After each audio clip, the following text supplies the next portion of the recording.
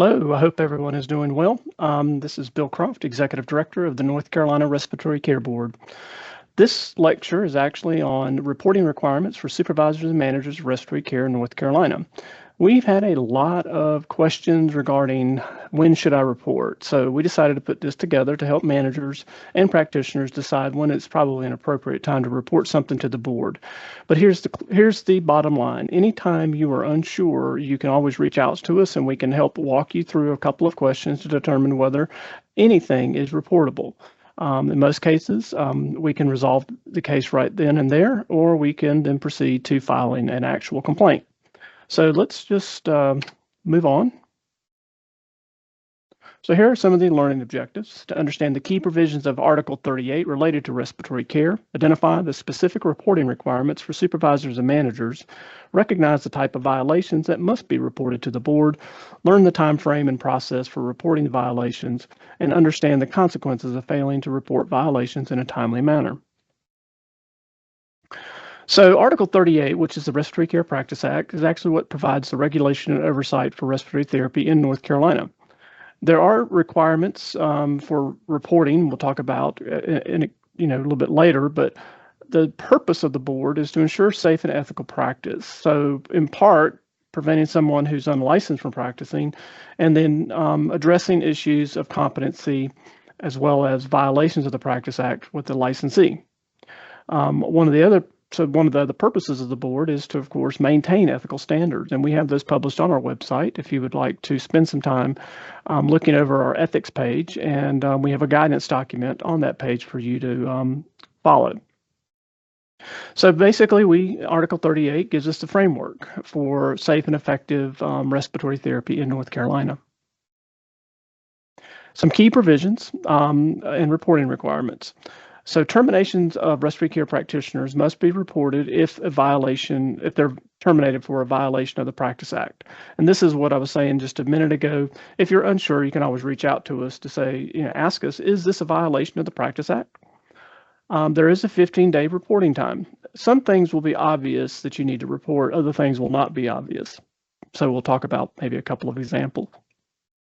But 15 days is the time frame. So keep that in mind. If you terminate somebody for cause, meaning for cause of competency issues or for cause of drug issues, those are reportable, and you have a 15-day timeline. Again, if you're unsure, reach out to us.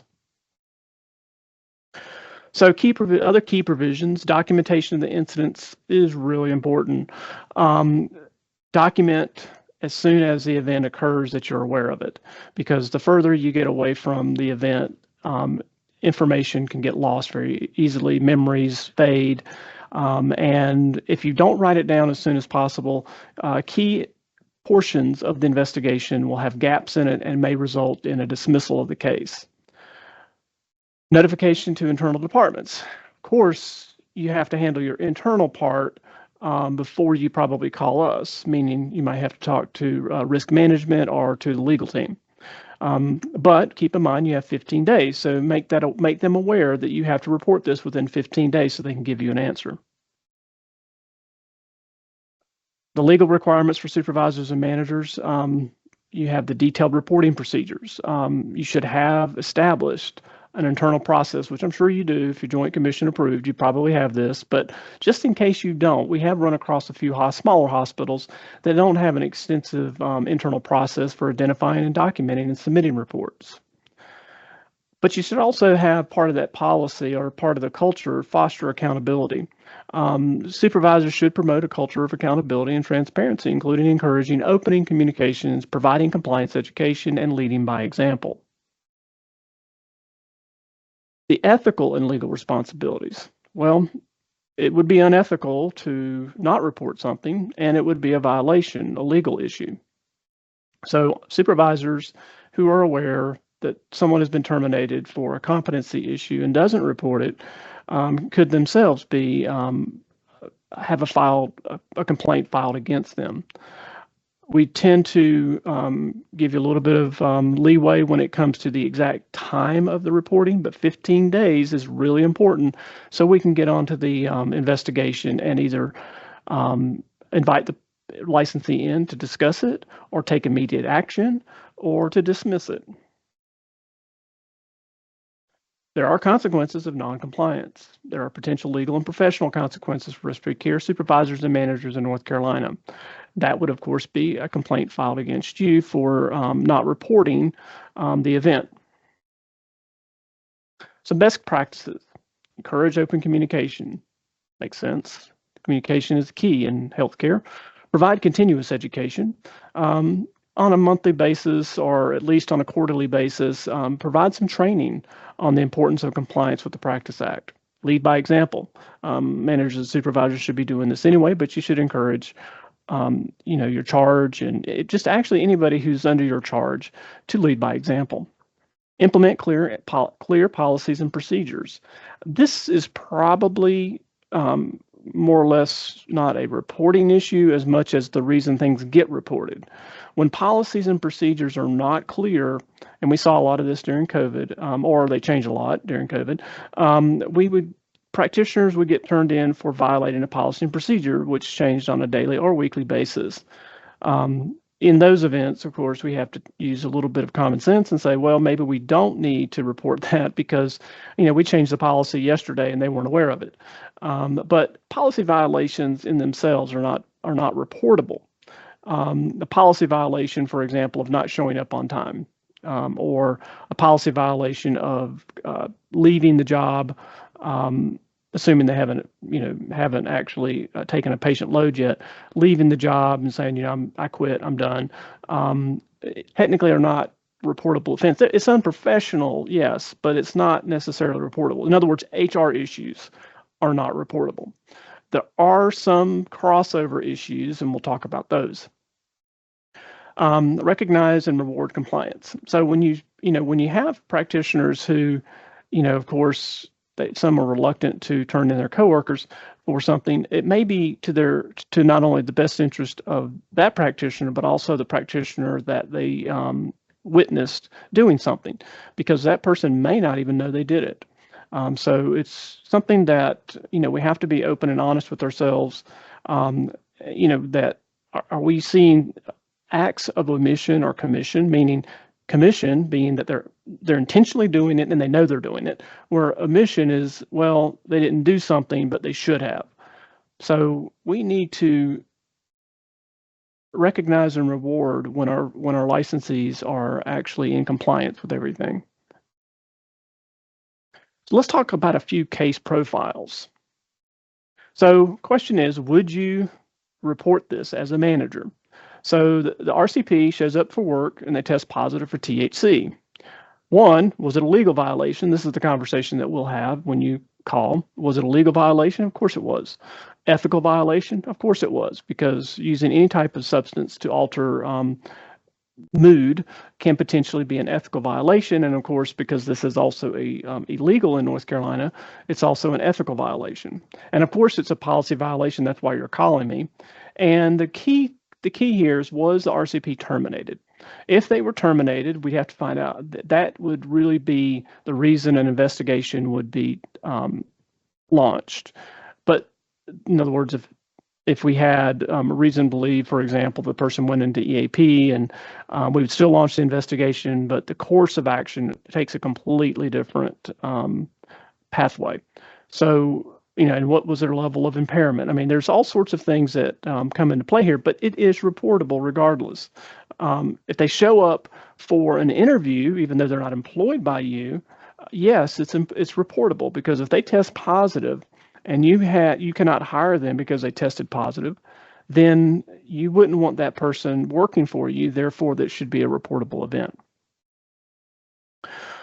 Well, sometimes we get people who want to take shortcuts. And, we get calls and, we'll say that so-and-so, falsely documented, or maybe they didn't document accurately. And I question accurately, because is it false documentation or is it inaccurate documentation? Which is it? But this can happen if you use the copy and paste feature. One, it's not illegal to use the copy and paste feature. It's not advisable, but it's not illegal. It could be an ethical violation simply because the person may not actually be checking the boxes, meaning that they're actually checking everything they're supposed to be checking. They just copy and paste whatever was there before. And of course, as long as they have verified it and you have some verification method, then that's not really an issue. But here's where it becomes a legal issue. When that documentation is not only inaccurate, but we can find out from the ventilator download that it was completely wrong. It can cause some real issues, and it is a reportable event.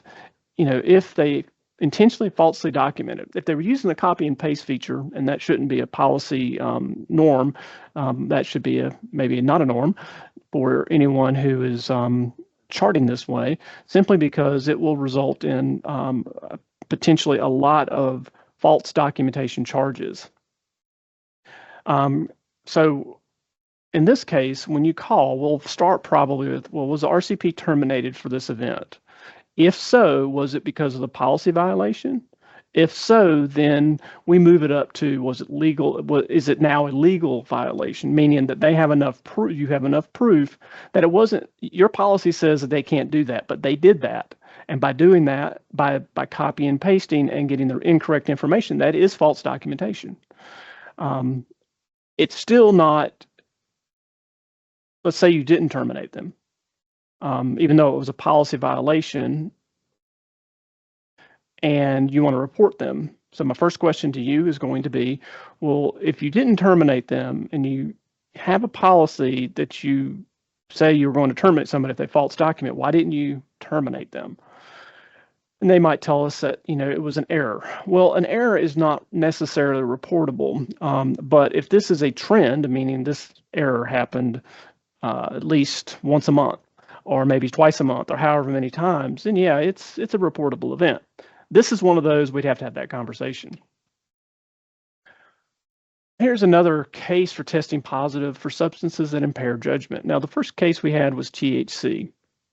In this case, the RCP tests positive for prescription drugs. So you call and say, hey, Bill, is this a reportable event? I'll say, well, was the RCP terminated? You said no. I said, why? Well, according to our policy, they were on prescription medications. They tested positive, and so we put them in EAP. So that changes the tone of that reporting. So my question is, why did you test them? And if they were tested because they appeared to have their judgment impaired, and in fact they did, then it is a legal violation because, and technically, is it ethical? Well, they're taking their medication, so really it's not ethical unless we find out, which we have before, someone was taking over the prescribed amount. Sometimes that's hard to tell. But if we can tell that the person was impaired, it is a legal violation. And even though they're in EAP now, we still want to talk to that person and then put them in our alternative program, which is a substance use program, even though it's legal, because we want to make, in other words, the drugs that they're taking are legal. It becomes a legal violation if their judgment is impaired. So we have to determine that, and sometimes it can't be done very easily by simply saying that, well, we didn't fire them because they're taking this medication and they were just impaired. I mean, we can't have somebody who's impaired by taking their prescription medication, even though it's legal. So, for example, if THC becomes a legal drug in North Carolina, it will still be a legal violation to show up to work with THC in the system, just like it is with alcohol. Here's another case of issues with charting. So according to the EMR, the RCP performed 3 of 11 treatments. And of course, you call and ask me, well, and you call and you say, Joe Smith, not real Joe Smith, but just Joe Smith was terminated today for false documentation. Well, not false documentation in this case, for not performing treatments that were ordered. And okay, so violated the policy clearly. And if true, it's an ethical violation. And if true, it's also a legal violation. But what was the reason for 3 of the 11 treatments being performed? Okay, so you tell me, well, they said they did them, but there's no documentation in the EMR. Now, here's the problem.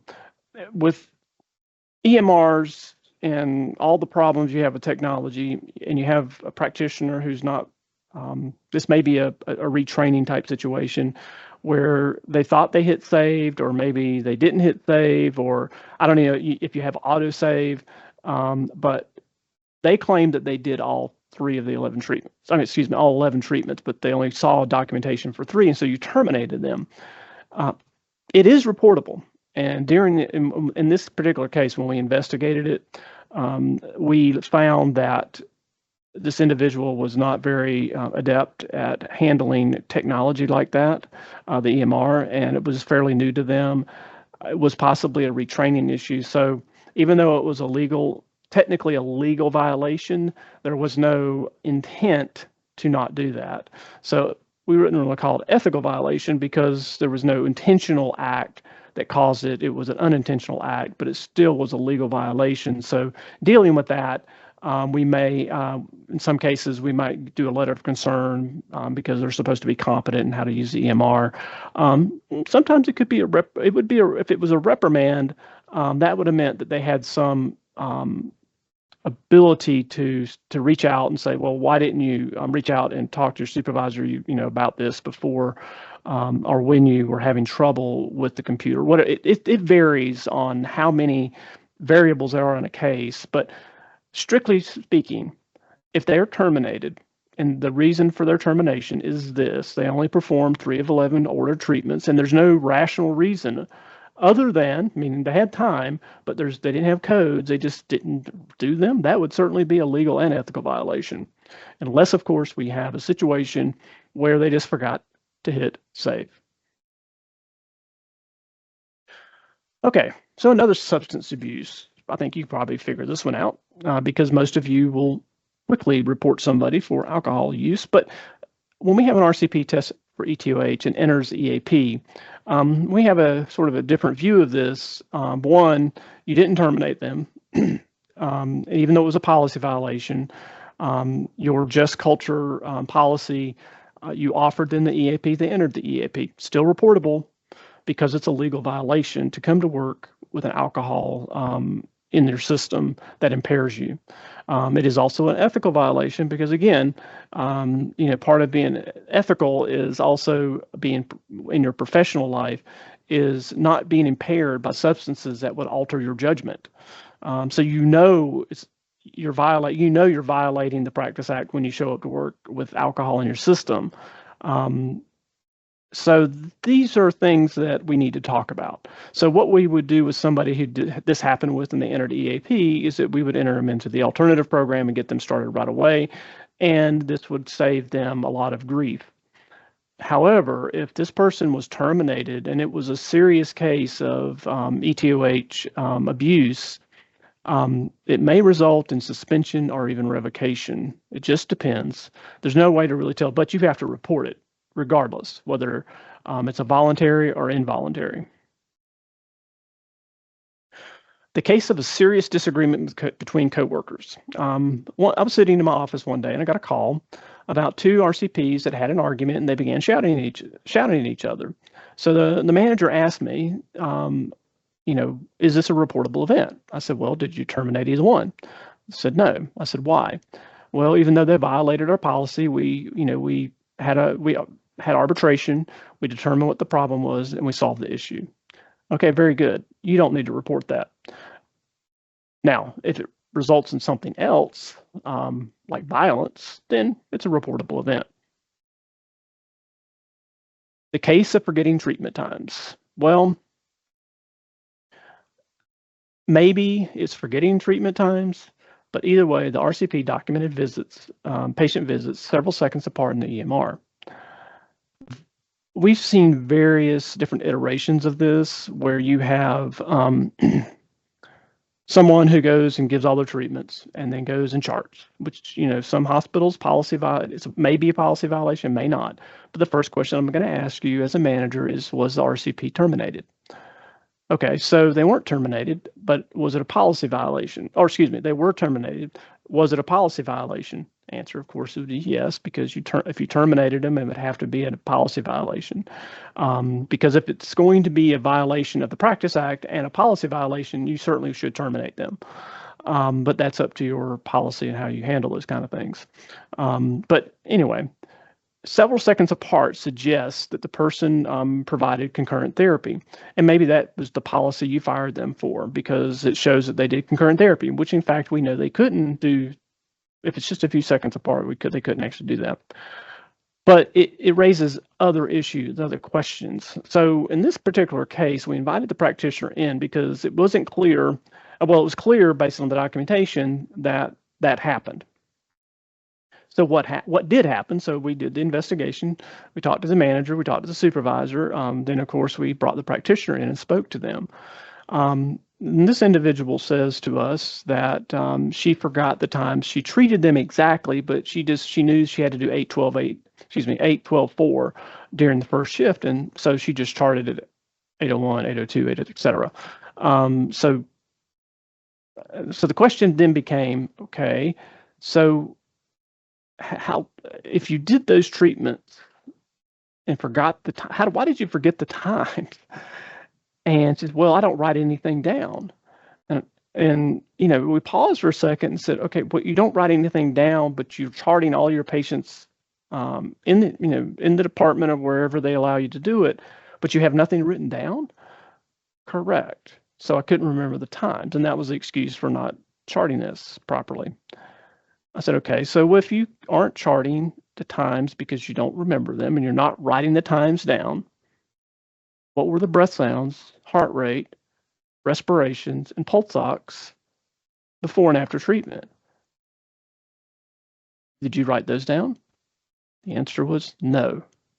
So I'm pretty sure you could tell by now that was a violation, which is a violation at minimum would require a reprimand and fines, potentially probation.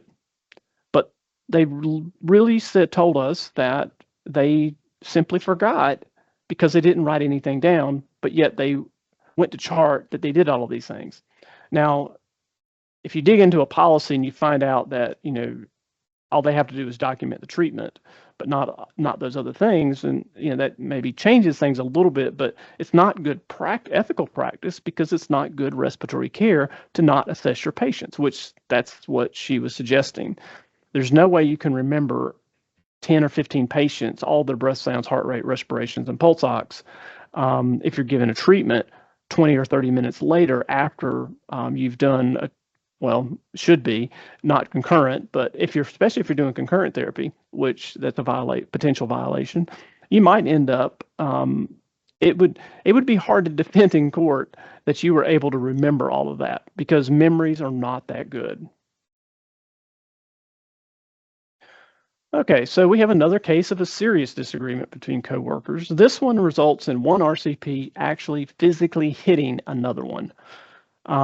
So they were both wrong shouting at each other, like we said before. But the RCP who threw the punch was terminated. The RCP who didn't throw the punch, of course, remained, but they were written up. So the question is, are both of them reportable events? Well, certainly the one who struck the other therapist. In fact, it might be it's also technically something you would report to the police, because it is assault and battery. And it certainly is an ethical and a legal violation. So we got all of it. They were terminated. There's a policy violation, ethical violation, and a legal violation. So we would definitely be talking to both therapists during the investigation to find out what happened, and any witnesses that were around. It does not matter that they were both shouting at each other as much as when the person decided to lash out physically. That is probably one of the biggest no-nos when it comes to this type of thing. Shouting between each other is not a good thing, but certainly striking somebody is not. And of course, sometimes things get heated. Somebody should be trained, if not more than maybe everybody should be trained on how to de-escalate these types of events and not let them go and get to this point. But it is reportable. So I want to thank you. We're going to stop here and you can complete the rest of this course and hopefully you'll get some good information out of it. And I just wanted to touch base with you before you started. And hopefully we'll see you at some point around the state. Thank you very much. Talk to you later. Bye.